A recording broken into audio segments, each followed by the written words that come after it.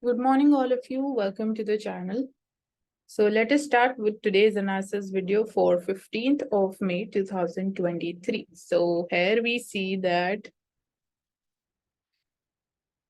now who is going to be the Chief Minister of Karnataka is the question before Congress after they won the elections, the state elections in Karnataka. Then 10 people die after consuming the spurious liquor in Tamil Nadu. तो यहाँ पे आपको पता होना चाहिए what is the chemical जिसको mix करके this is created and which leads to the death of people. So हमारे लिए सिर्फ वो ही जानना important है.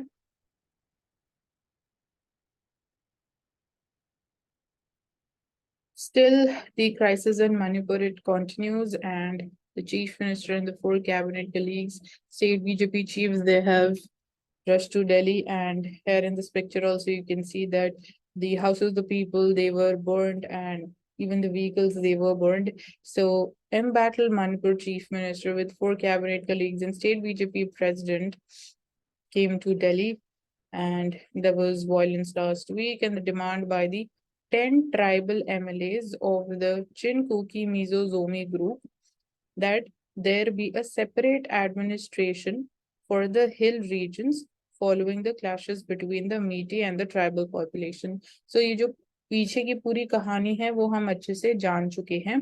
अब ट्राइबल कम्युनिटी ये डिमांड कर रही है, जो उनके 10 MLAs आते हैं, they are demanding on their behalf कि ट्राइबल रीजन के लिए एक सेपरेट एडमिनिस्ट्रेशन क्रिएट किया जाए. एंड स्पेसिफिकली ऑब्वियसली ये डिमांड जब क्लैशेस हुए उसी के बाद इमर्ज हुई है. तो right now this is a situation they are demanding कि उनके लिए एक सेपरेट एडमिनिस्ट्रेशन होना चाहिए, एक सेपरेट सिस्टम होना चाहिए, क्योंकि they the tribal community they are in minority, and जो नॉन ट्राइबल्स है specifically the Meitei community, they form the majority in the state. And we've also discussed in detail about the ethnic composition of Manipur as well. So that is very important to understand the entire story. So for that, discussions they are going on. And wrestlers protest still continues, and basically the Wrestling Federation of India, it has been now dissolved. This was an update yesterday. So people, they have extended support to Sakshi Malik, who is among several top wrestlers protesting for the last 22 days, demanding the arrest of the chief of the Wrestling Federation of India over the allegations of sexual harassment at Jantar Mantar. The people, they are supporting the wrestlers, and that is the update as far as the protest is concerned. Supreme Court says कि जो bail orders होते हैं, they should not be too long or come too late as both violate the personal liberty.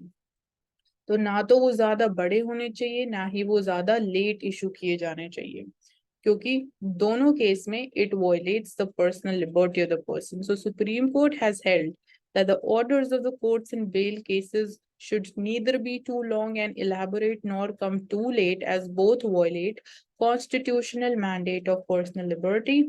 And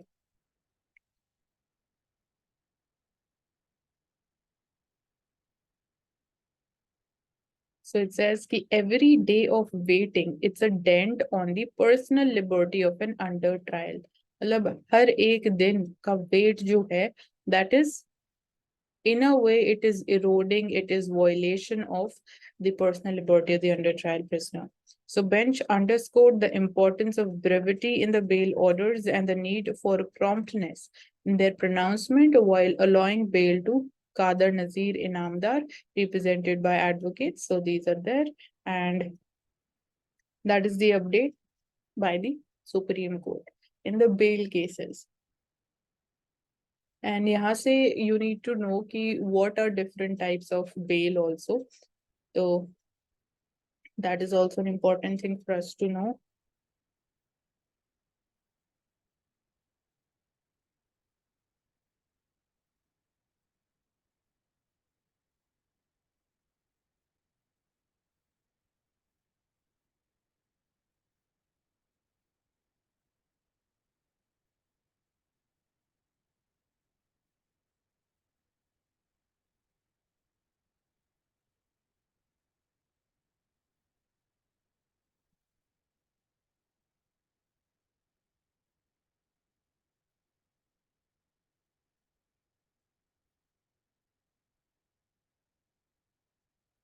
On the editorial page, so this article is about Karnataka, so we'll not go through it.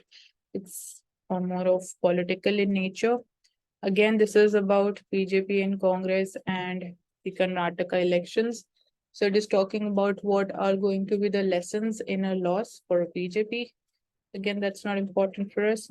So this strategic economic bloc, it will only tighten the leash. So which bloc are we talking about? So we're talking about ASEAN and RCEP. RCEP, it's a part of ASEAN.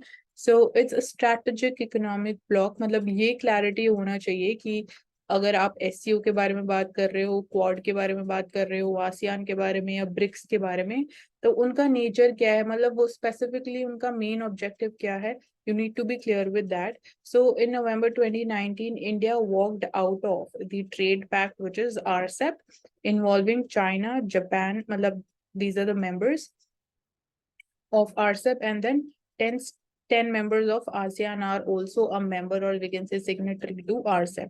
So apart from the 10 members of ASEAN, it also includes China, Japan, South Korea, Australia, and New Zealand. So fast forward to 2023, now India, along with many of the same countries, but with China replaced by the United States, that is getting into the US-driven Indo-Pacific economic framework for prosperity. So obvious question are, what has changed now compared to the situation in 2019, and how are the two economic partnership frameworks? They are different. So here it is saying that now India, along with many of the same countries, जो ASEAN या जो RCEP का member है, but उसमें China is not a part. Now we are getting into this IPEF. So it is the Indo-Pacific Economic Framework for Prosperity, and mainly driven by USA. But इसमें China is not a part. But apart from China, जो बाकी countries RCEP का part है, most of them, they are also part of this block. So question ये है कि अब क्या situation like change हो गई है, how things have changed now कि we have taken the decision to join it, and even IPEF and RCEP, ये दोनों में भी क्या difference है. So that is important to understand for us. So one clear difference is definitely China versus the US developing a strategic partnership with the US is India's top foreign policy priority. So पहला difference तो यहीं आ जाता है कि it is not China driven, it is US driven, and definitely India की top foreign policy priority की बात करें तो that is developing strategic partnership with US. So this is one main reason also why India is joining IPEF and we did not join RCEP. So its relationship with China has meanwhile further deteriorated, but a strategic partnership with the US needs not come at the cost of the economic dependency on it. So with China, the big economic fear was any trade deals impact on India's manufacturing sector of cheap Chinese goods flooding the Indian market. So एक ये concern ये आ जाता है या यहाँ पे हमें problem आ जाती है, that is our dependence upon China for imports. So we need to always keep that thing in our mind whenever we are taking any decision, so that that is not hampered, क्योंकि फिर ultimately impact Indian economy पे ही आएगा.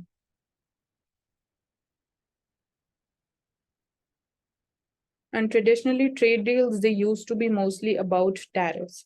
So increasingly, though, issues which are related to intellectual property, services, investment, domestic regulation, digital and labor, environmental standards, they are now becoming more important in the trade pacts. पहले के जो trade pacts होते थे, उनमें mostly discussions होता था about tariffs, कि minimum amount of tariff आप impose करोगे, तो दोनों sides यही चाहती थी. But now it is not just restricted to tariffs, it is covering a lot more areas which are mentioned here. So USA का जो IPEF proposal है completely removes the tariff element of typical trade deals, and it's entirely about all these other areas. So IPEF में tariff, it is not an issue, and that element is like completely out of the discussions also. So जो बाकी area यहाँ पे mentioned है, intellectual property rights हो गया, services, investment, domestic regulations क्या क्या हैं, digital, and then labor, and then environmental standards क्या है किसी country में, so वो main focus area है IPEF के. So in case कोई traditional trade deal in US face likely roadblocks in the legislature, So US, it has also found a tariffs-free trade deal presented as a new kind of win-win economic partnership as a good way to get around the resistance of many countries, including India, to free trade agreements as they used to be called. However, अगर हम IPF की new age language की बात करें तो itself is the biggest trap. So it's vaguely worded webs that are not obvious in their actual economic impact other than to the US strategists who created the proposal. So जिस तरीके से we can say कि language है IPF की, that is like बहुत specifically हर एक word को वहां पे मेंशन किया गया है, वेगली वर्डेड वेब्स यहाँ पे टर्म यूज की जा रही है, न्यू एज लैंग्वेज बोला जा रहा है कि it's in a way it is a trap जिसमें कंट्रीज फंस रही है. And early assessment by many experts show that IPEF would result in a complete stranglehold over the economic systems of the participating countries in a manner that is to the complete advantage of the US.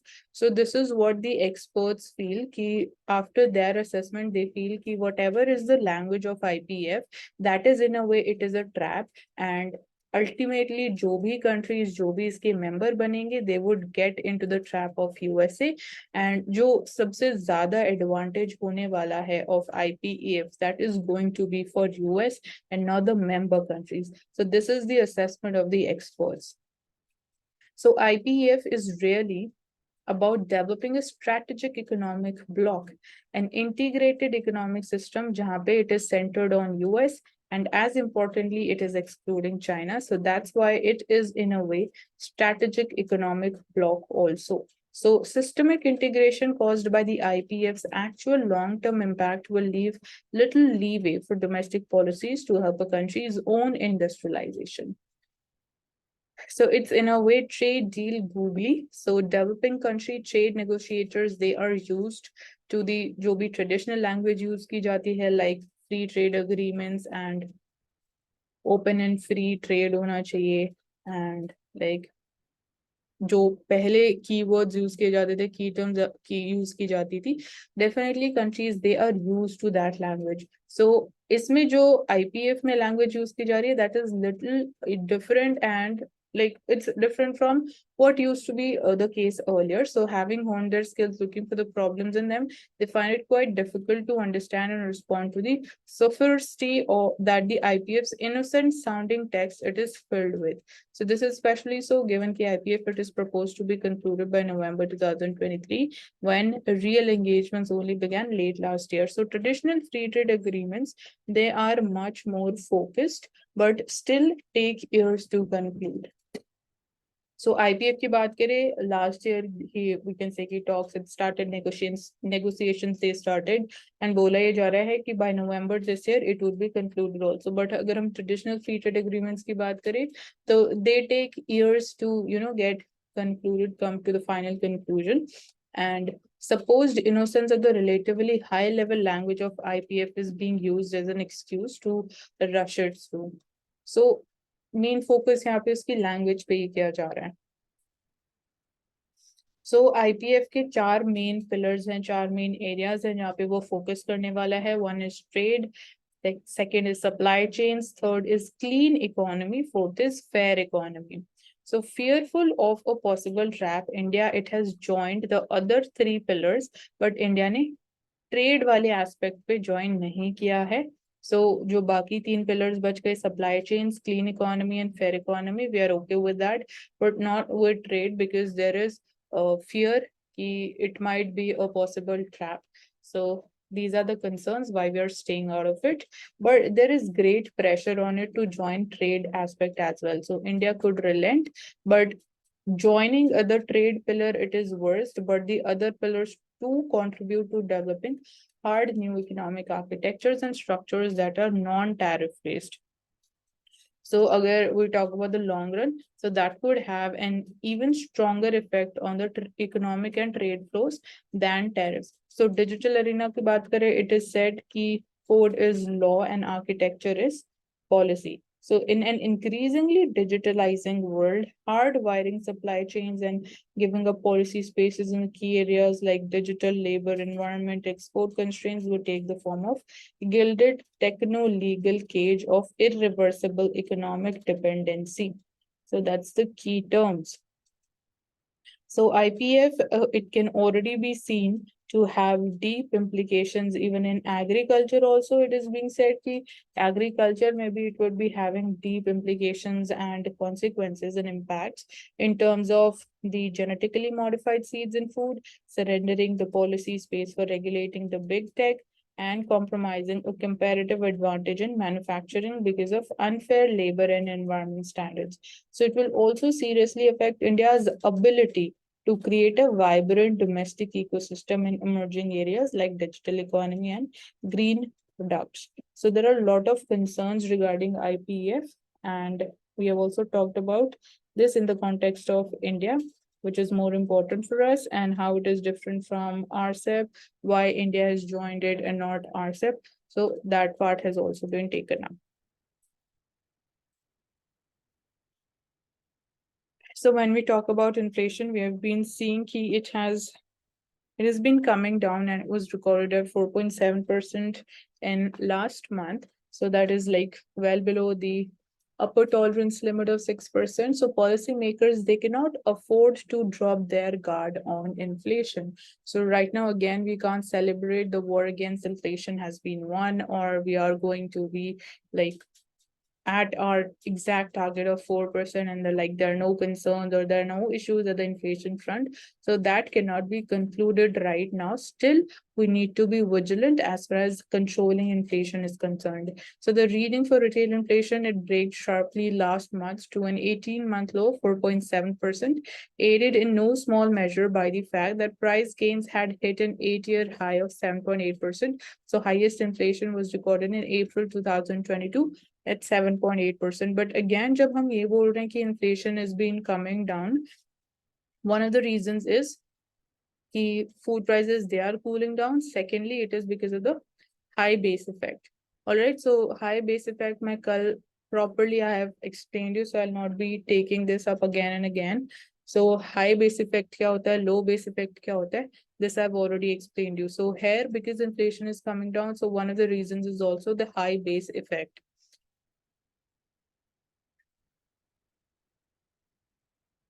But अगर हम prices को closely देखें, try to understand the trend. So a closer look shows कि price gains accelerated sequentially in 9 of the 12 subgroups of the food and beverages category that contributes almost 46% weight in the CPI basket. While vegetable prices, they remained in a deflationary territory when compared with the year earlier period, and prices of fruits, they have surged almost 4%. So of concern is that prices of pulses and products as well as sugar and confectionery showed accelerations in both the years. So domestic output of pulses, it is weaker in the current crop year, and the center, it is already moved to tighten its monitoring of the tur and urad dal stocks, which is held by the traders, so as to head off any attempts to hoard and push up the prices. So pulses prices where we are seeing a spike. So accordingly, even the government is taking steps to monitor the stocks. So it is also reportedly mulling more export curbs on sugar amid a production shortfall. So sugar may be production shortfall देखने को मिल रहा है. So like we have banned the exports of wheat. So similarly, the government can go up for even banning the exports of sugar also.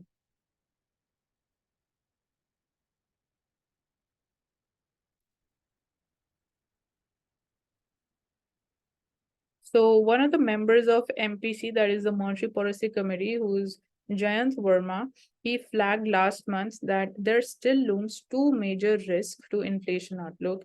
He said that two major risks they still exist जब हम inflation outlook की बात करते हैं. One is oil prices, second is uncertainty on the monsoon. So ये हम पहले भी बात करते हुए आए हैं कि oil prices, because OPEC has decided to cut the oil production, definitely उसकी वजह से prices increase भी हुए हैं. And secondly, El Nino की वजह से जो भी predictions हैं, there are expectations कि we will be having El Nino this year. तो उसकी वजह से we might be seeing again food inflation, one of the problems.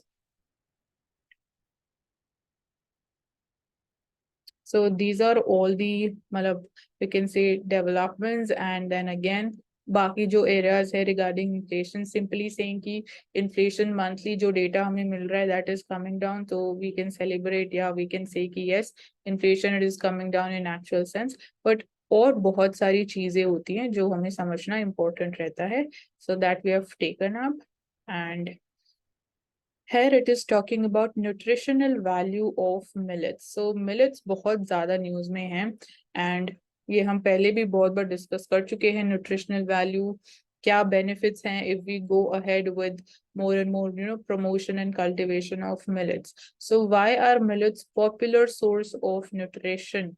And what are the different parts of a millet kernel, and how are nutrients in millets they are affected by processing and polishing? So can millets they thrive in harsh and resource poor conditions or not? So this is definitely one of the benefits, and millets को बोलते हैं climate resilient crops. So because they can survive in harsh conditions and resource poor conditions, so they are going to be very important for us given how climate is changing. So according to UN Food and Agriculture Organization, it has declared this year to be the International Year of Millet. So that's why knowing everything about the millets, all possible things is very important. So giving these crops a shot in the arm, even as countries worldwide, they're also looking for them and for their ability to grow in environmental conditions. The climate crisis, it is rendering more common. So obviously climate crisis, it's a global problem. So millets is it going to be the next best alternative for the farmers or not is the question. So millets, they are becoming more popular in India as well as because of their low input requirement. हमें like इतना ज़्यादा water नहीं चाहिए होता है या fertilizer नहीं चाहिए होता है, तो input बहुत कम required है, and at the same time अगर हम output की बात करें in terms of nutritional value, so that is very high. So both of which they are valuable for a country. अगर हम food security की बात करते हैं तो food security definitely population is increasing, and specifically India के बारे में हम बोलते कि this year by mid of 2023 will be overtaking China in terms of total population. So definitely food security हमारे लिए एक important area है, so वहाँ पे भी millets बहुत important role play कर सकते हैं.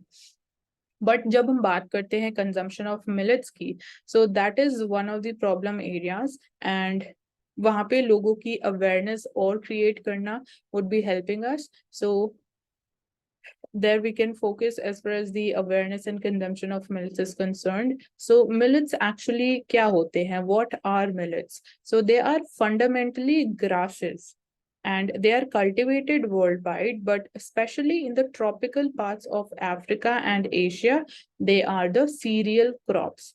Tropical parts of Africa and Asia. So some of the more common varieties, it includes pearl millet, barnyard millets, and finger millets, foxtail millets like jowar, bajra, ragi, all these are part of millets. Then according to the Agricultural and Processed Foods Development Authority, India is the world's largest producer of millets. So this is an important fact that India is the largest producer of millets. So 2021-22 की बात करें तो we accounted for 40.5% of the world's pearl millet production, 8% of the sorghum. So within the country, अगर हम बात करें specifically within India, so pearl millet it made up around 60% of all the millet production. Pearl millet is, I guess, it's bajra, and then sorghum was 27%, ragi was 11%. So why are they being sought after, and what are the advantages, and why it can be the next best alternative for the farmers? So millets, they have two broad features that render them attractive. या फिर why millets they are attractive even for the farmers also and for the consumers as well. So first is जो उनकी nutritional value है, that is being comparable to that of the major extant food crops. And millets कुछ जो crops या जो food crops है, cereals जो हम consume करते हैं, कुछ millets उनसे भी ज़्यादा high nutritional value रखते हैं. Second is their ability to reliably withstand the harsh and resource poor condition.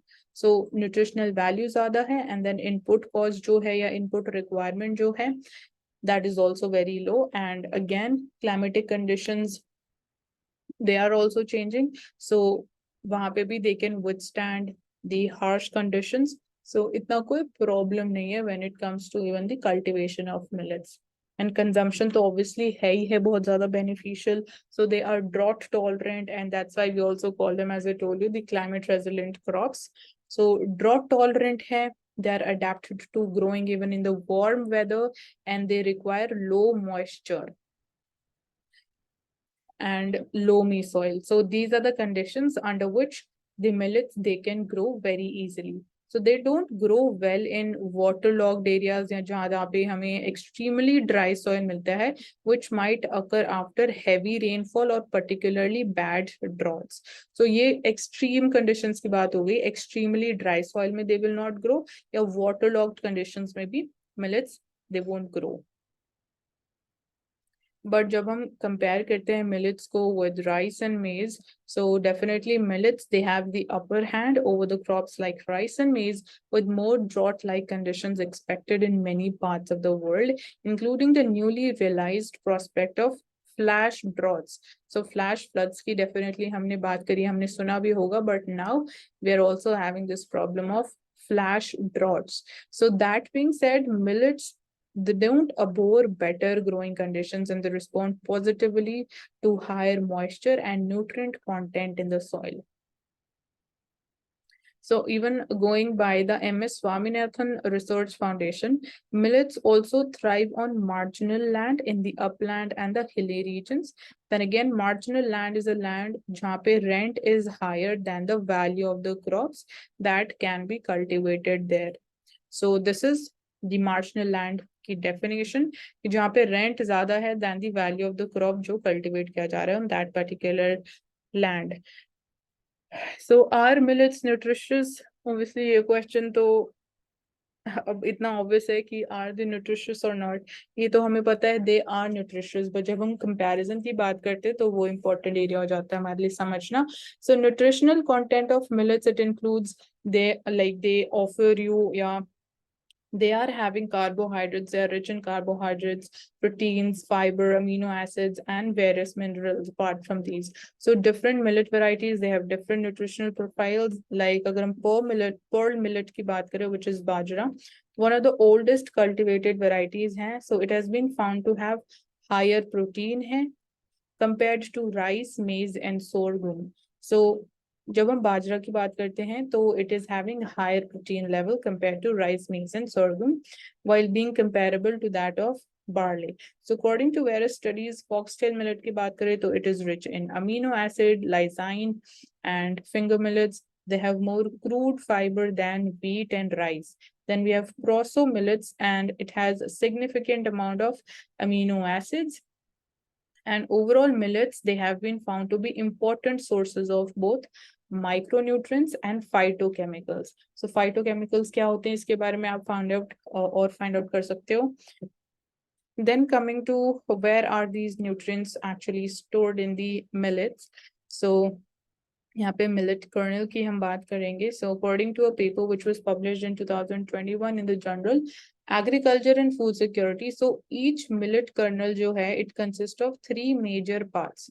So 3 कौन से major parts है when we talk about the millet plant, which is called pericarp, endosperm, and the germ. So these are the 3 important and major parts of millets. So pericarp, it has an outer covering which is called the husk. So husk and pericarp, they together protect the kernel from inhospitable conditions, disease, and the physical damage. So this is the role of pericarp या husk की जब हम बात करते हैं. Coming to second part, endosperm.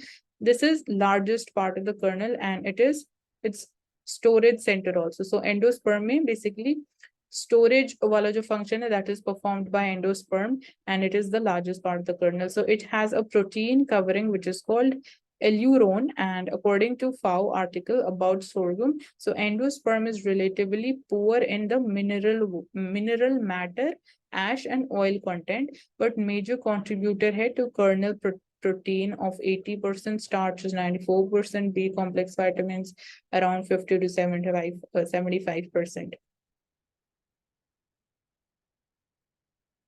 So इतने सारे benefits के बारे में हमने बात कर ली. So definitely they need to be part of our diet, and we need to quickly shift towards millets consumption also.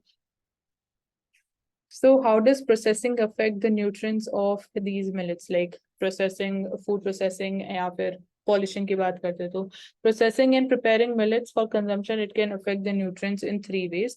So 3 तरीके से जो nutritional value है millets की, that can get affected because of food processing and polish. So enhance them, पहले आप enhance करोगे, and then you will suppress or remove them and ignore them. So in this context, whole grain, it refers to the endosperm, germ, and bran, whereas refined grain refers only to the endosperm. So bran बहुत important है for our body.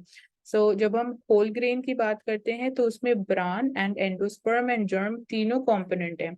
But जब आप refined grain बोलते हो तो उसमें सिर्फ endosperm is a part of it. So obviously whole grain हमारे लिए ज़्यादा healthy and ज़्यादा beneficial है for our health and body. So जब husk को आप remove कर देते हो from the grains, because it is composed of cellulosic matter, and जो हमारी human body है वो cellulose को digest नहीं कर सकती है. So husk इसलिए remove कर दिया जाता है. But at least one study, as per one study, it believes कि when this is done to the pearl millets, their phytic acid जो है and polyphenol contents हैं, they get dropped because husk आप remove कर देते हैं. This is in the context of pearl millets, that is बाजरा. तो जब बाजरा का husk remove कर देते हैं, जो उसका phytic acid है या polyphenol contents है, they drop. So यहाँ पे आपको अब ये find out करना important हो जाता है कि phytic acid के human body के लिए क्या benefits हैं.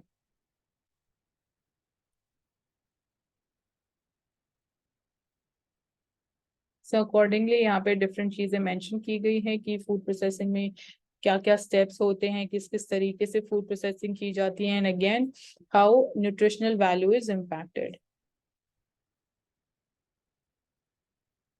So यहाँ पे polishing का effect के बारे में भी बात की गई है. So last step polishing होता है food processing वाले केस में. So the longer the grain were milled, the more protein या fat and fiber contents the process would remove. So जितना ज़्यादा आप उनको like process करोगे तो उतना ज़्यादा जो उनका nutritional value है वो कम हो जाएगा. And यहाँ पे different studies are mentioned. So as per a 2012 study, it says कि जो effects हैं polishing के in nutritive value of 2 major Asian rice varieties. So 2 major Asian rice varieties, they were taken up as Indica and Japonica. So using a combination of the precision abrasive polishing, plasma mass spectrometry, and fluorescein microscopy, they found the polishing, it removed 8 to 10% of the grain weight and also removed 60 to 80% iron, magnesium, phosphorus, potassium, and manganese in both the varieties. So you can see कि polishing से कितना ज़्यादा जो उसकी nutritional value थी वो तो 60 से 80% तक कम ही हो गई. तो उसका फायदा क्या हुआ फिर? So जो loss of bran हुआ, that also compromised the grains fiber content. So जो bran हम बोलते हैं कि क्यों important है, तो it is an important part या फिर contributor of fiber for our body. And definitely fibers are very healthy for us. So yet rice polishing की बात करें तो it is considered desirable क्योंकि most of the consumer, they favor the resulting taste and texture, and they prefer the shorter cooking time, and retailers, they want longer shelf life, which can be achieved by removing the bran. So rice की अगर हम बात करें तो उसके मतलब consumers क्यों उसको प्रेफर करते हैं पॉलिश राइस को, बिकॉज जो उनका टेक्सचर आता है या टेस्ट आता है, they prefer that, and again उसको कुक करने में टाइम कम लगता है.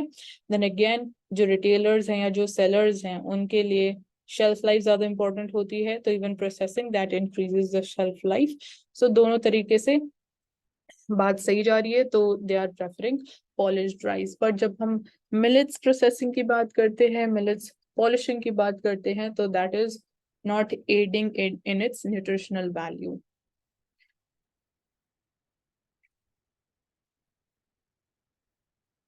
सो कल ही हमने बात करी थी about the 3 parent baby and कैसे माइटोकॉन्ड्रियल डोनेशन ट्रीटमेंट किया जाता है. So you can just go through it once. Although हमने इसके बारे में कल बात करी थी।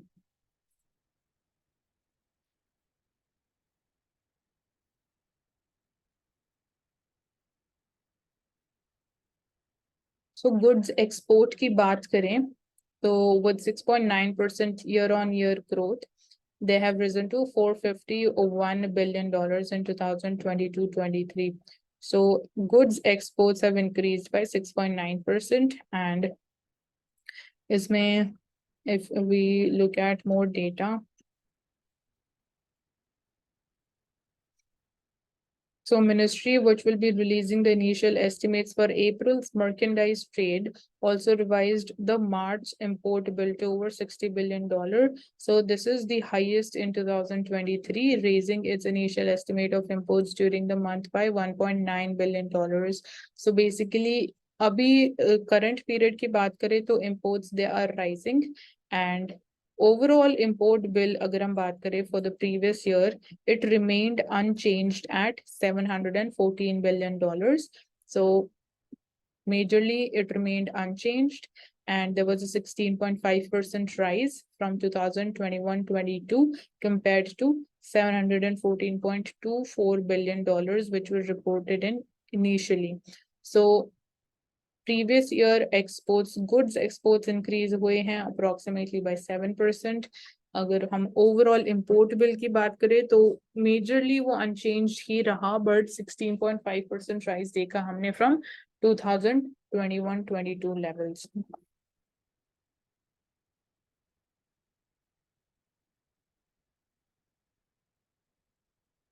And going by the experts' opinion, so they say that they have flagged the petroleum shipments as a main driver for the high revisions of the recent exports data, and the revision in the import numbers needs further scrutiny. So जो petroleum shipments रही हैं, that is a concern, and that has been flagged by the experts. So heat wave की बात करें, Konkan region आपको पता होना चाहिए, which all states they comprise of the Konkan region. So IMD ने issue की है 4th heat wave के लिए alert for the Konkan region. So इसमें मुंबई, पालघर, थाने, Konkan, Central Maharashtra, Vidarbh, they have been given this warning of an heat wave. So guidelines to mitigate the impact, that is one of the important component in dealing with the heat waves, and state it is currently experiencing high temperature with the mercury soaring above the normal levels. So authorities and individuals, they are advised to take immediate preventive measures and follow necessary guidelines to mitigate the impact of the heat wave and ensure they are safe, they stay safe.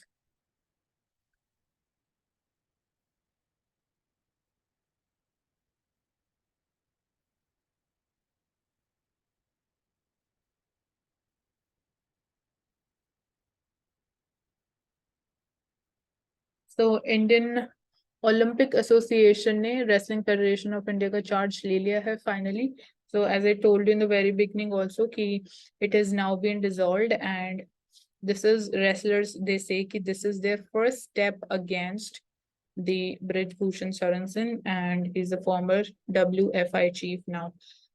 So Indian Olympic Association has taken over the WFI.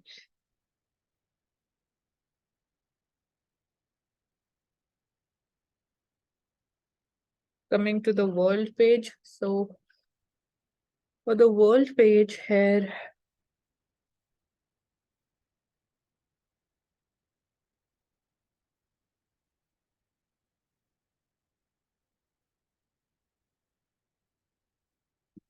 so 13 people, they have died, and families they have taken hostage in Pakistan's paramilitary base attack. So more than a dozen people, they were killed in a battle between Pakistan paramilitary troops and militants who stormed their base and took families hostage. So there was this attack in Pakistan.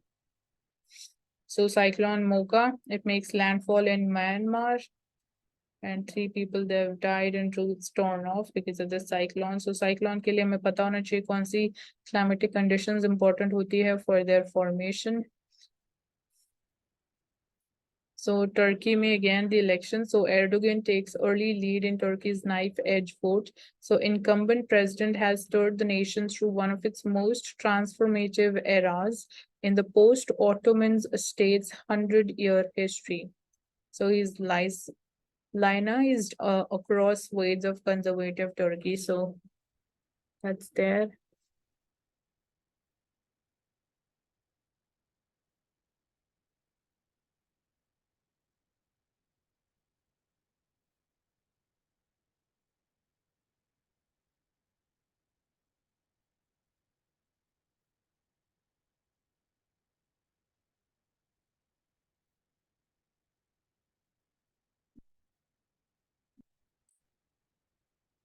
Taking up the mint newspaper so यहाँ पे हम बात करने वाले हैं US debt ceiling and is there a global crisis brewing up so let's understand this topic बहुत important है हमारे लिए सो डेट बर्डन की बात करें यूएसए की तो total US government debt to GDP ratio it was 63.85% in 2008 so June 2008 में it was 63.85% and it is now greater than 120%, which is huge. So US debt, it has almost doubled in 15 years. So यहाँ पे again यही data यहाँ graph में present किया गया है and blue one is showing total federal debt in trillion dollars. So it is $0.32 trillion and now it is at $31.42 trillion. And red one is showing total federal debt to GDP ratio. So it was like 1966 से data is given, so it was at 40.34% and उसके बाद से it is just been increasing. And यहाँ पे आप देख सकते हो it is I guess COVID-19 वाला time period कितना major spike आया था and now it is like अभी अभी वाले लेवल पे it is 120%, so you can imagine यहाँ पे it might have been around 150 percentage point जब हम peak की बात करते हैं. So it is right now it is 120%, but still that remains huge. And India का भी आपको पता होना चाहिए जो हमारा total debt to GDP ratio है वो कितना चल रहा है. So अगर मैं बताऊं तो it is like it would be around 83-84%, but you can find out about the exact figure. So USA के जो ट्रेजरी सेक्रेटरी है जेनेट येलन उन्होंने बोला and कि on June 1 the government is likely to run out of money. So with the government currently breaching its debt ceiling situation, it has become powerless. So let's see what is happening in USA. So what is the US debt ceiling? Actual limit kya hai? So there is a limit set to how much US government it can borrow to meet its legal obligations, which includes paying off interest on its debt and paying military salaries and tax refunds के लिए आपको पैसा चाहिए, social security benefits के लिए the US government needs money. So जो US की debt ceiling है वहां पे आपने like एक upper limit set कर दी है कि beyond this the US government it cannot borrow money and definitely money अगर आप borrow कर रहे हैं तो आपके purposes यहाँ पे mention कर दिए मैंने कि किन पर्पसेस के लिए यूएस गवर्नमेंट को पैसा बोरो करना पड़ता है. तो वो जो सीलिंग लगा दी है कि कितना डेट आप ले सकते हो उसको बोलते हैं US debt ceiling. So debt ceiling अगर हम बात करें in terms of money, exactly it is at $31.381 trillion.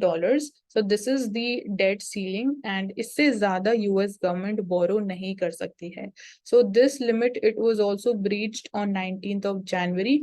And उसके बाद से Treasury Department it has taken extraordinary measures to curb some of the government investments in order to be able to continue the paying of bills. So अगर ये debt ceiling की limit को हम फिर से hit करते हैं यूएसए फिर से hit करता है तो उसके बाद ये बोला जा रहा है कि then there would be concerns and ये speculate भी किया जा रहा है कि USA it would default and this would be the first of kind in history.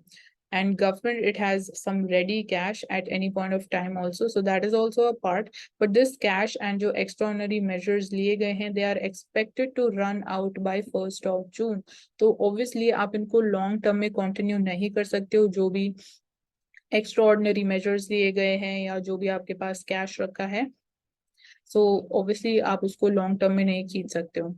Second is why has the debt ceiling been breached? ऐसा क्या हुआ कि यूएसए गवर्नमेंट को इतना ज्यादा पैसा बोरो करना पड़ा एंड आप डेट सीलिंग के near around you have reached that level.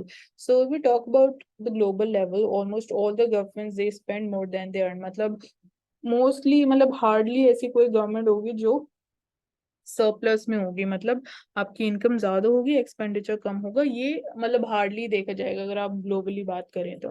सो ये जो डिफरेंस होता है इसको हम फिस्कल डेफिसिट भी बोलते हैं कि अगर गवर्नमेंट एक्सपेंडिचर ज्यादा कर रही है compare to its revenue, so that leads to the creation of fiscal deficit. And definitely अब वो जो डेफिसिट है आप उसको फाइनेंस कैसे करोगे, that is only possible through borrowing more money. So that is the debt. So USA government, it has been running massive fiscal deficits post 2008. So 2008 global financial crisis के बाद massive fiscal deficit is the term being used here. So you can imagine कि उसके बाद से the fiscal deficit in USA it has been growing, and we see when the financial crisis is broken in 2008. So it ran a deficit of more than $1 trillion every year from 2009 to 2012. And 2020 and 21 में बात करें तो it ran eye-watering deficits of $3 trillion and $2.77 trillion. So government spent a lot of money to counter the negative economic impact of COVID-19. So again COVID-19 की वजह से जो government को बोरो करना पड़ा पैसा वो बहुत ज्यादा हो गया, and obviously that was to tackle जो भी negative impacts रहे of the COVID-19 pandemic. So these deficits they were financed by taking on debt, which is why ceiling was breached. So हमने ग्राफ में भी देखा था कि COVID-19 के टाइम पे यहाँ पे आप देख सकते हो कितना ज्यादा स्पाइक हुआ है. So that is again COVID-19 की वजह से आपको इतना ज्यादा बोरोइंग्स करनी पड़ी. So by how much has the US government debt it has gone up? So total government debt it has jumped from $9.5 trillion in June 2008 to around $31.4 trillion currently, and this is also the debt ceiling limit also. So 2008 it was only we can say $9.5 trillion. So definitely with time USA की जो economy का size है that is also grown with time, but जो total US government debt to GDP ratio था 2008 में 64% आप बोल सकते हैं, and now it is greater than 120%. So ये हम देख चुके हैं कि 15 साल में जो USA की डेट थी it is almost doubled. तो अब आगे हमारे लिए फोकस क्या होना चाहिए, सोल्यूशन क्या है इस प्रॉब्लम का, या इस सिचुएशन से कैसे यूएसए निकल सकता है, what are the alternatives available. So US Congress it can permanently raise the debt ceiling, और you can suspend it temporarily, और you can allow the government to go past the debt ceiling without raising it. तीन possible options है, या तो जो date ceiling की limit है अभी जो अराउंड $31 ट्रिलियन है आप उसको इंक्रीज कर सकते हो, उस अमाउंट को इंक्रीज कर सकते हो. दूसरा ऑप्शन ये है कि टेम्परेरी बेसिस पे आप उसको सस्पेंड भी कर सकते हो. तीसरा ये है कि आप गवर्नमेंट को अलाउ कर सकते हो to cross the debt ceiling. So these are the three alternatives available. So increase अगर आपको करना है debt ceiling limit, so a majority vote that would be required in both the houses of the US Congress. So क्या ये pass हो पाएगा या नहीं, that is again a question mark. And Republicans they want cuts in the government spending on things like electric vehicle incentives जो दिए जा रहे हैं. So Republicans they want कि government की जो स्पेंडिंग है वो इन एरियाज में कम हो पाए. So problem is that US की पॉलिटिक्स जो है it has become increasingly polarised, which has led to negotiations between Republicans and ruling Democrats going right down to the wire. So obviously given the situation, understanding the even the political situation in USA, so it would be very difficult to get this thing passed in the Congress. So that is like again a challenge. And तो it is clear कि आप date ceiling की जो limit है उसको तो आप increase करना थोड़ा चैलेंजिंग टास्क हो जाएगा. सो अगर डेट सीलिंग हिट हो जाती है या यूएस गवर्नमेंट उसको क्रॉस भी कर देती है तो उसके क्या इम्प्लीकेशंस होंगे, ग्लोबल लेवल पे क्या कॉन्सिक्वेंसेस होंगे. सो अगर कोई कंसेंसस रीच नहीं किया जाता है before 1 June, so US government will and up defaulting on it's legal obligations. जो भी यूएसए गवर्नमेंट को अमाउंट पे करना होता है US would default on that, leading to huge job losses in the US. and जो global financial markets हैं, they could be roiled because of this thing. So, as per the chief economist of Moody's Analytics, this could lead to again 2008 like financial crisis kind of a situation, which would be characterized by spiking the interest rates and plunging equity prices. So, अगर ये situation हो जाती है तो global crisis हो जाएगी and मतलब you can't even imagine कि how worse things they can get अगर ऐसा कुछ होता है. So given this, it is highly likely कि जो Republicans and Democrats है, they will find a way out before 1st of June. So it's like very, very important thing and best interest में सबके ग्लोबली बाकी countries and even USA के best interest में जो option यही है कि आप डेट सीलिंग की लिमिट जो है आप उसको इंक्रीज कर दो, क्योंकि अगर यूएसए ने एक बार डिफॉल्ट किया तो क्राइसिस को फिर nobody can stop.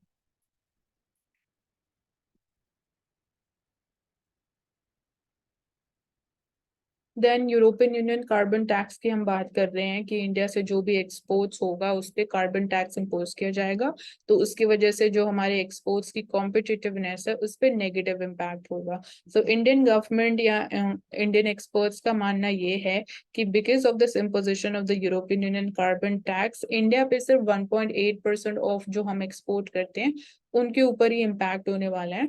So experts said कि Indian exporters they may have to incur additional costs after the tax it comes into the effect. Definitely that's true. But जो world's first carbon tax होने वाला है that has been approved by European Parliament last month, it could impact no more than 1.8% or we can say $8 billion of India's exports. And that is obviously after a proper assessment. So carbon border adjustment mechanism or a CBAM bill, it is expected to come into force this month, empowering the bloc to charge a carbon border tax on the imports of steel, aluminium, fertilizer, electricity, cement, and hydrogen from January 2026. So this is मतलब major area या अभी for the time being in components के ऊपर carbon border tax को impose किया जाएगा.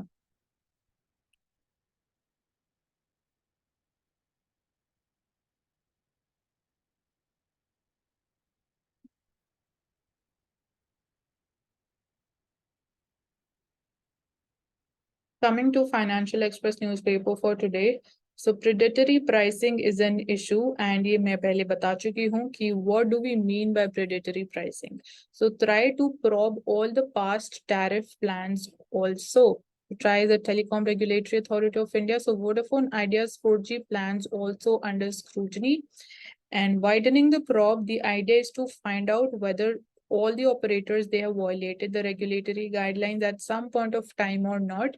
So इसलिए जो past में चीजें रही that would also be scrutinized by TRAI, and this will be the first time कि regulator it has started such a major probe at such a larger scale. So TRAI it may have missed spotting any such violations if it happened in the past. So that's why it is also going into the past aspects as well. So predatory pricing basically जियो की अगर हम बात करें तो जैसे initially Jio was launched आपको services free of cost provide की गई थी या बहुत चीपर प्राइसेस पे प्रोवाइड किए गए थे आपको सिम या डेटा की बात करें, एंड उससे क्या हुआ मेजर कंज्यूमर बेस जो था वो जियो की तरफ शिफ्ट हो गया and after certain point of time Jio started increasing the prices, it's started charging you some amount. So that is called the predatory pricing and definitely that is not acceptable, and even TRAI it is going to probe into all these cases of similar nature.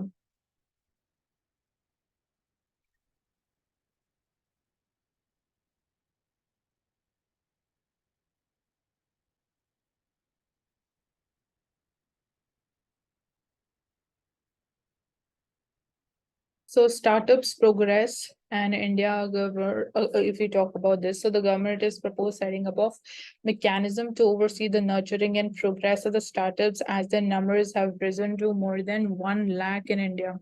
So definitely startups just तरीके से the numbers that are growing in India, that's like it's been never been witnessed in the past. So उसके लिए accordingly governor is proposed setting up of a mechanism so as to aid their growth and expansion.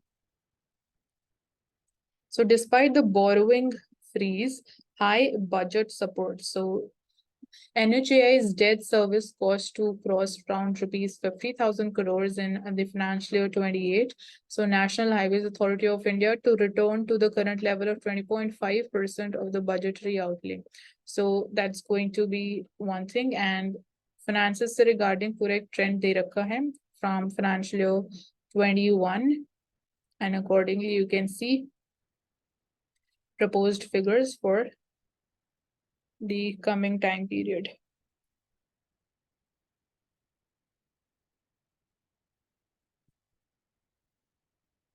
So National Highways Authority of India's debt servicing cost, it will cross rupees 50,000 crores. And the Ministry of Road Transport and Highways said this is in an estimate which it also shared with the Parliamentary Standing Committee.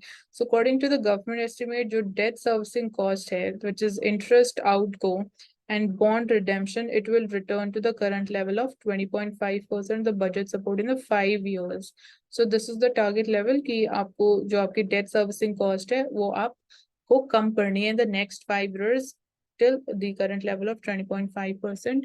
So debt servicing cost क्या होती है जो आपको interest देना पड़ता है on the debt या जो आप borrowings करते हो obviously आपको इस पे interest भी pay करना होता है and then जो bond redemption के लिए पैसा चाहिए.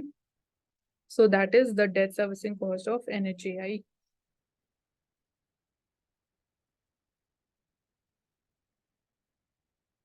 So cereal inflation की बात करें, it is expected to soften on robust stocks of government agencies.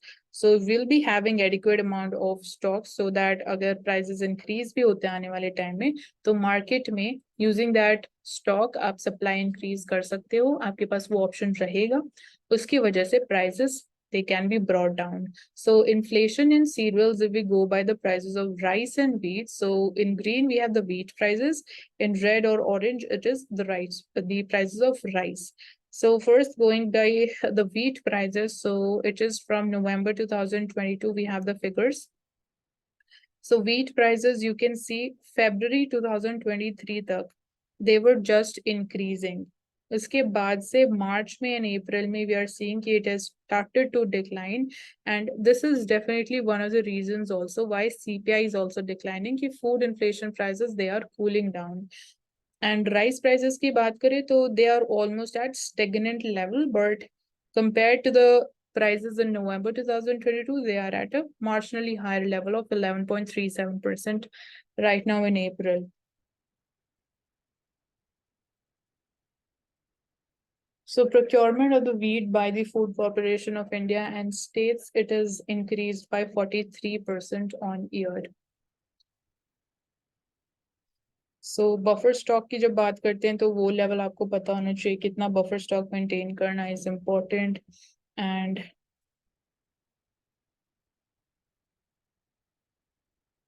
so that is the thing. And moving forward,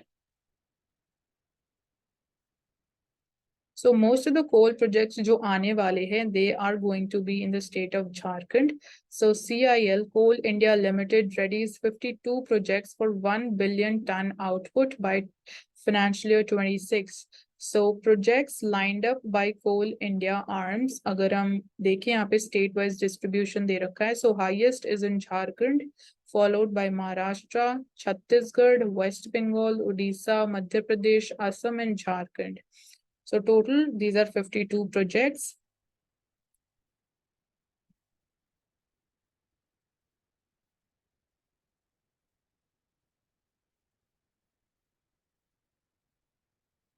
So यहाँ पे ये पता होना इम्पोर्टेंट है कि इंडिया में कौन सा ग्रेड का कोल हमें मिलता है एंड उसकी देन अगेन क्या प्रॉपर्टीज हैं, that is important. So you can find out about that.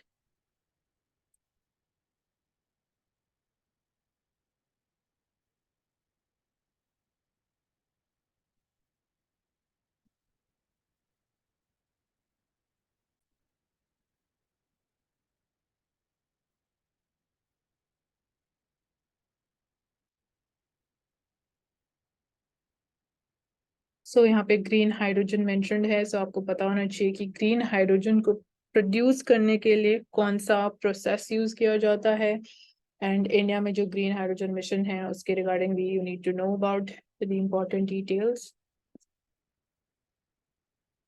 Again, here it is about reigning in the food inflation. कैसे we can control the food inflation, because major जो component which is contributing to inflation in India is food inflation, या specifically cereal inflation.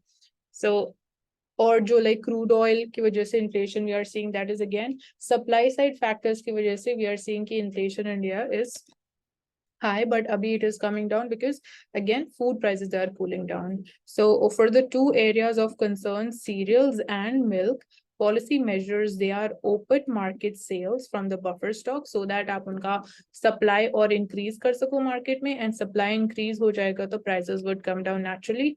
And second option that you have is reducing the import duties, so that import duties अगर आप reduce कर दोगे तो जो उनका final price होगा in the domestic market, that would also be, it would also get reduced.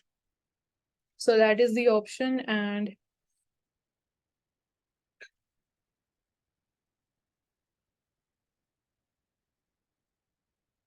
so three things can be noted down.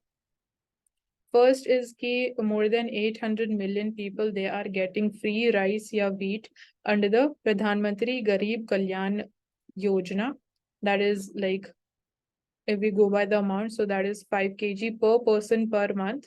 They are getting free rice or wheat. So they are well protected from the cereal inflation. So the people who are depending upon, या who are dependent upon the PDS, उनको cereal inflation, मतलब they'll not have to face it. And second thing is कि जो rice stocks है with the Food Corporation of India, they are more than 3 times of the buffer stock. So यहाँ पे हमारे पास more than the buffer stock, we have the amount of rice stocks. So even like that would be helping us अगर rice prices में we see inflation going forward, so that government through open market operations, it can increase the supply in the market.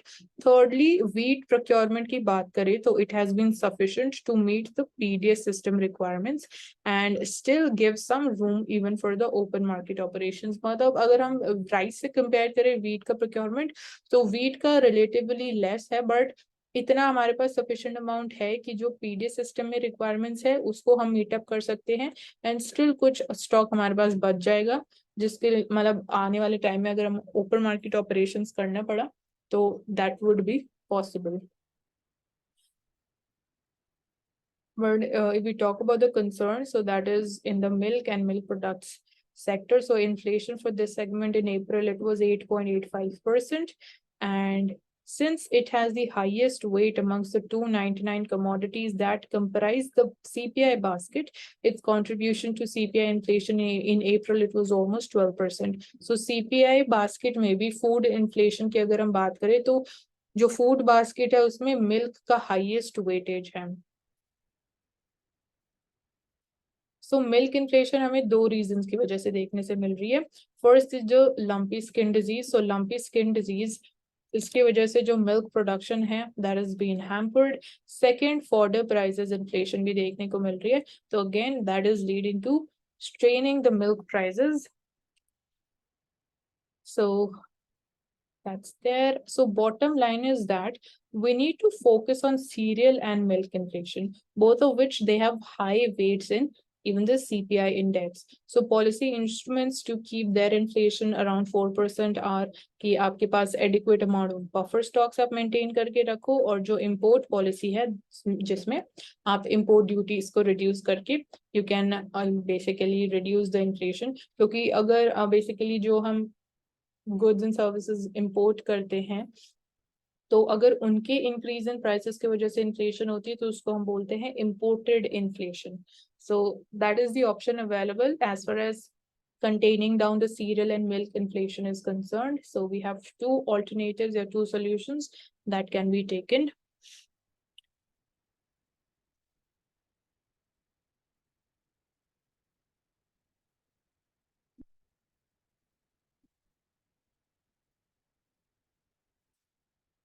Taking up the Indian Express newspaper. So here we will see what are the important things that we have missed. Yeah, what are the new developments that are not a part of the newspapers discussed before.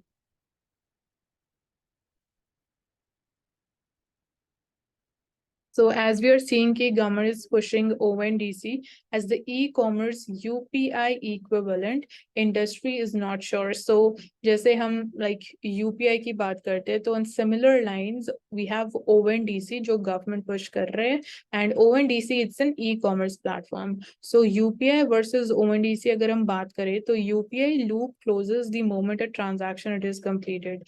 But in ONDC's case, loop, it is much longer. Like you are buying something, then it has to be delivered offline to you. So there needs to be a mechanism even for the returns, and even redressal mechanism be proper. It should be in place. Since many players, they come together to fulfill one delivery on ONDC. So who is going to handle the non-glamorous parts like returns या grievance redressal वाला जो component है? So these are some of the areas, lacking areas, या फिर हम बोल सकते हैं कि compared to UPI, more efforts are needed in case of ONDC so that things they function in a smoother manner. So ONDC ये भी बोला जा रहा है कि अगर we compare the prices with Swiggy या Zomato या Amazon, तो prices they are very very lower to the tune of around 30 to 40% आपको सस्ती चीजें मिल रही हैं on ONDC. So you can just go and have a look at ONDC, which is Open Network for Digital Commerce, and that is one of the advantages. Yeah, one of the factors which is attracting most of the people's attention towards ONDC. But government का कहना ये है कि it is not, it does not want to create a price war. So वो उनका main focus नहीं है. Main focus is जो smaller enterprises है, जो smaller players हैं, they also go online on e-commerce platforms and वो भी technology का फायदा उठा सकें. So that is the main aim या main objective behind ONDC.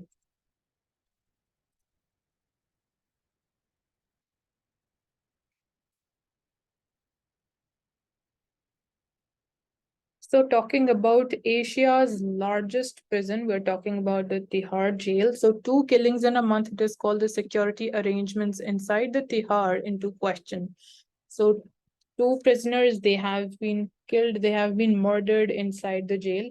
And definitely, जो security arrangements हैं, उससे regarding questions are being raised कि despite deployment of the prison staff and you say कि adequate security environment है, steps लिए जा रहे हैं, उसके बाद भी how people are getting murdered inside the jail. So officials say कि वो the jail severely it is overcrowded, lapses they are inevitable. So this is one of the components when we even talk about the prison reforms कि since we are facing this problem of overcrowding of the prisoners, and specifically because of the under trial population that is increasing in the prisons. So these are some areas when we talk about the prison reforms. Uske alawa, we are seeing ki CCTVs, they have been installed. So there are around 500 to 700, and 2500 is the number of personnel manning the Tihar jail. So Tihar jail के बारे में हमने ये भी बात करी थी कि why like the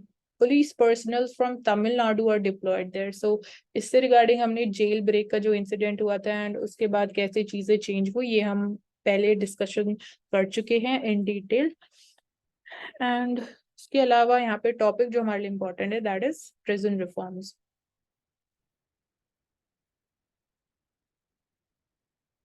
So gateway cost, we're talking about Khuni Darwaza. So it is a key witness to revolt of 1857. So otherwise also revolt of 1857 is an important element. It's an important component of the modern Indian history. So Khuni Darwaza, you can see in this picture, it shares a neighborhood with the Maulana Azad Medical College. So from witnessing the events of 1857 revolt, sharing a neighborhood with the Maulana Azad Medical College, to bearing the history of executions, Khuni Darwaza is a key piece of country's history. So it is situated near the Delhi Gate, Khuni Darwaza. It is a gate built during the reign of Sher Shah Suri in the 16th century. So the gate gets its name from the killings that took place there during the Indian Rebellion of 1857. So because of that, it is the name Khuni Darwaza. So जो architecture है of this Khuni Darwaza, it is a blend of Mughal style and Afghan styles. So gate, it is made of the quartzite stone and it is like three-storied. Three-storeyed है, quartzite stone use किया गया है. Architectural style की बात करें तो it is a mixture of Mughal and Afghan style, and it has three arched entrances with the central one being the largest one. And there is like balconies with jharokas which provide a view of the surrounding areas, and like its total height is 50 feet, and definitely it'll be having different levels which can be accessed by three different staircases. So this is all about its architecture. We saw it was built during 16th century during the reign of Sher Shah Suri, and within the boundaries of the old fort, Sher Shah also built the Kila Khuna Masjid, which is a gem of an example of the Afghan architecture, which was repaired by the Lord Curzon during his viceroyship.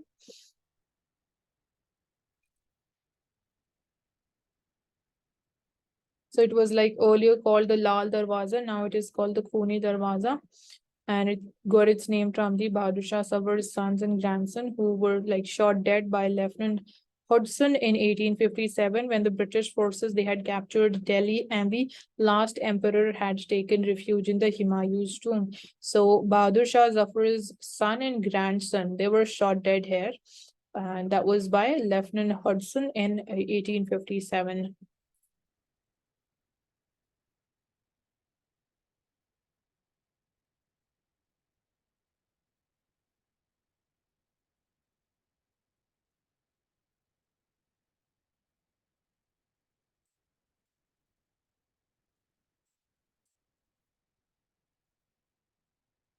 So it is all about the Karnataka elections. Price relief, falling inflation creates space for RBI to keep the interest rates unchanged for now. So ये मैंने पहले भी mention किया था कि since inflation is falling and we are seeing कि CPI it is the numbers they are falling. So उसकी वजह से we might expect कि monetary policy में repo rate hikes it might be paused for now, क्योंकि it seems कि we are getting into the comfortable situation as far as inflation is concerned. So data released by the National Statistical Office showed कि जो retail inflation है, which is measured by CPI, it has continued to trend lower, which is aided by the favorable base effect. So inflation, which had edged above the RBI's inflation target framework in January, February, now it is falling thereafter to 5.66% in March, and it has declined further to 4.7%. So from the last 2 months, we are seeing key CPI, it is falling. And some analysts now they are projecting key inflation is going to remain below 5% over the coming few months as well. So latest data points towards a sequential easing of the price pressure across most categories. So consumer food price index, it has fallen to 3.84% in April, and it has fallen from the level of 4.79%. So even consumer food price index that is falling, and even that is one of the major reasons why CPI is falling. So decline, it was driven by vegetables, oils and fats, meat and fish. So their prices have fallen.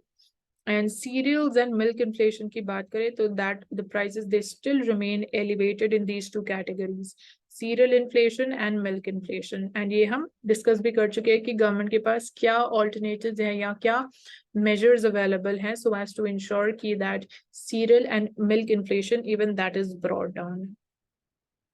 And आने वाले time में क्या concerns हैं उसमें हमने crude oil की बात करी एंड एल नीनो की जो एक्सपेक्टेशंस हैं. सो आने वाले टाइम में दैट इज द कंसर्न कि इन दो रीजंस की वजह से इट माइट बी पॉसिबल कि inflation can start increasing.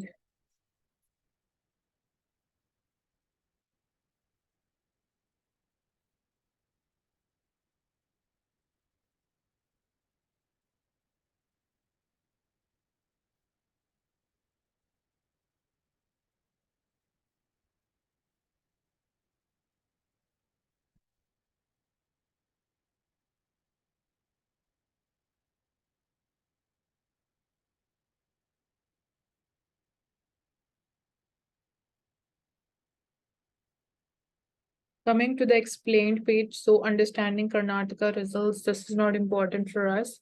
Storm Shadow missile क्या है, कौन सी country की है, and has been supplied to Ukraine. So UK, it will provide missile to Ukraine, enabling it to strike Russian targets well behind the front lines. So the missiles, they are coming from UK, will be supplied to Ukraine. So here, what is the Storm Shadow capable of? क्या capabilities हैं इस missiles की? So it is a long-range, air-launched, conventionally armed deep strike missile, which is manufactured by the France-based MBDA missile systems. And सबसे पहले बार इसको produce किया गया after the UK and France, they jointly placed the contract in 1997. So its key range, it is around 250 kilometers and weight is 1300 kgs. So it's 5.1 meter long. So it can operate both in day and night in all the weathers, and it is designed to destroy high valued stationary targets like air bases, radar installations, communications hubs, and port facilities. So definitely it is having a lot of capabilities and equipped with fire and forget technology. So Storm Shadow, it also offers high precision deep strike capability as it features a sophisticated navigation system. Jisko, it is like it also includes the inertial navigation and global positioning system. That is also part, and terrain reference navigation for better control over the path. So it is high precision deep strike capabilities. It is equipped with it. So it features the brooch, which is the Bomb Royal Ordnance Augmented Charge Warhead, which is a high technology warhead that cuts the surface of the target, penetrates into it, and then it explodes. So कौन सी ऐसी countries हैं जिन्होंने Storm Shadow missile को पहले use किया है? So it is like operated from the Eurofighter Typhoon, Rafale, Mirage 2000, and Tornado. So it is in service with the Royal Air Force, the French Air Force, Italian Air Force, and there are a number of export countries. And it has seen operational service in Iraq, Libya, and Syria.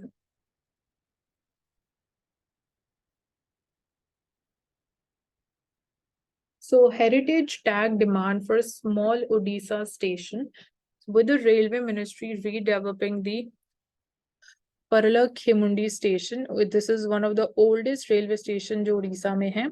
So state chapter of the Indian National Trust for Art and Cultural Heritage, they have objected to the demolition of this structure, which was built in 1899, and sought the heritage status for it.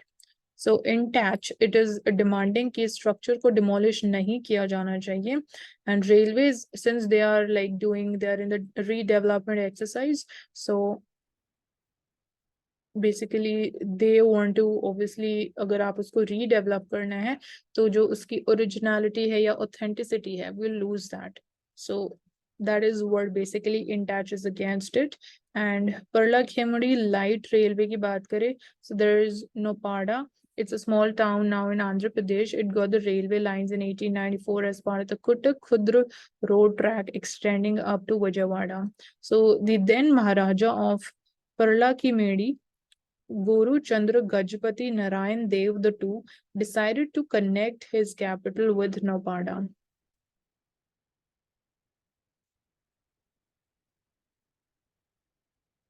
So it is believed that जो Parlakhe Mundi kings हैं, they are descended from the Gajpati kings of Odisha, the Eastern Ganga dynasty. So InTouch demand ये कर रहे हैं कि जो old structure है, it must be preserved for its heritage value. And it has also demanded bringing back of the PLR related artifacts to Parlekhamundi, many of which, like signaling equipment ki baat kare, electrical equipments, they are currently kept in the Nagpur Museum. So that's their demand.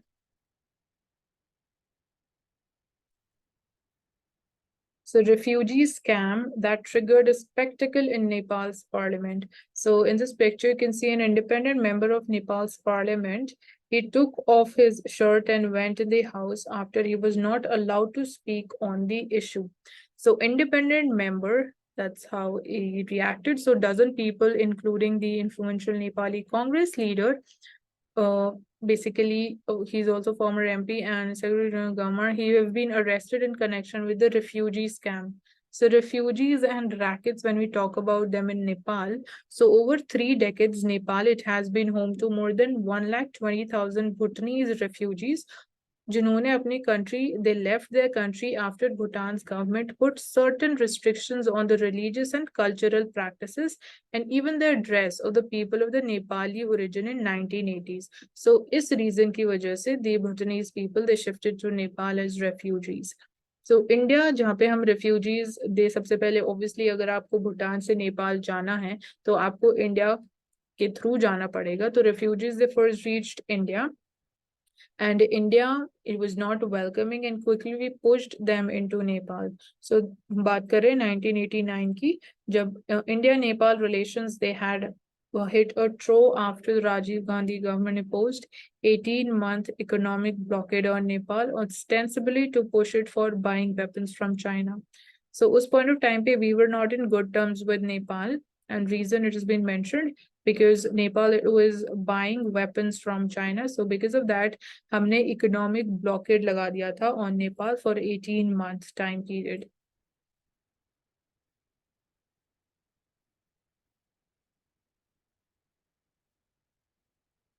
And we see कि 7 Western countries जिसमें US, Canada, New Zealand, Netherlands, UK, Norway and Australia they are a part. They agreed to take in a total of 1,13,000 Bhutanese. So after this process it ended 2019 May a committee was set up by the government of the Prime Minister KP Oli recommended there were still 429 individuals जो eligible हैं for the third country settlement and that they should be issued refugee identity card. So 429 individuals still रह गए थे and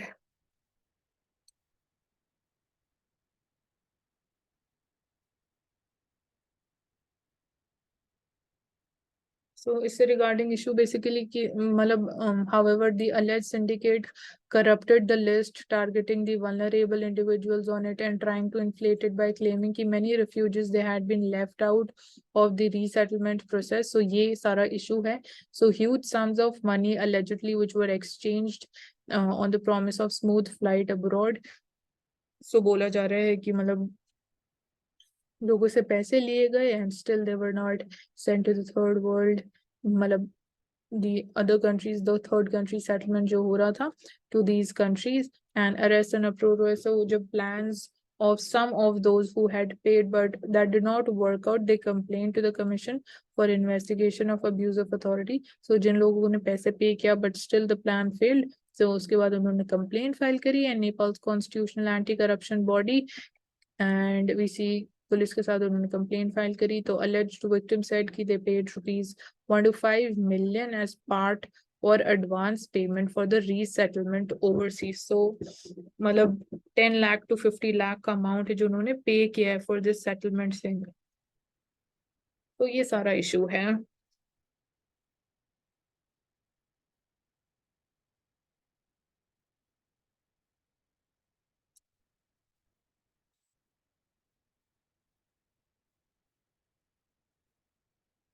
So if we go by the IBC data and जो भी insolvency proceedings hui and talking about the success rate. So creditors, they have recovered just 17% of the assets of the top corporates which were rescued under IBC.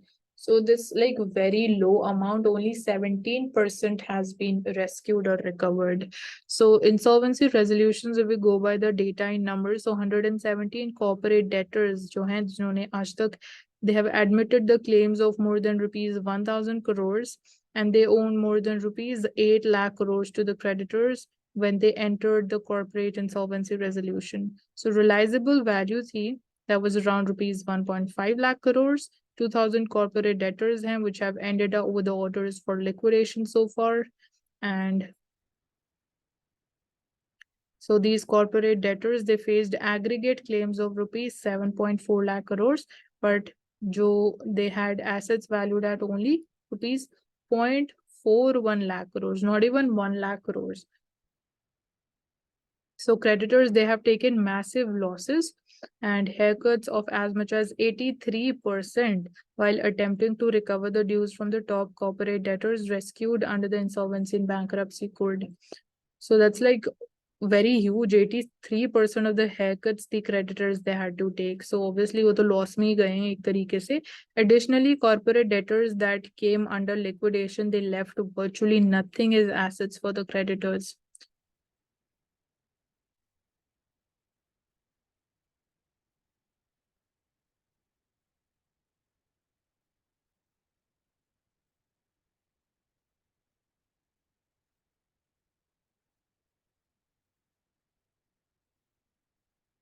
And predatory pricing के बारे में हम already बात कर चुके हैं, so we'll not take this up again.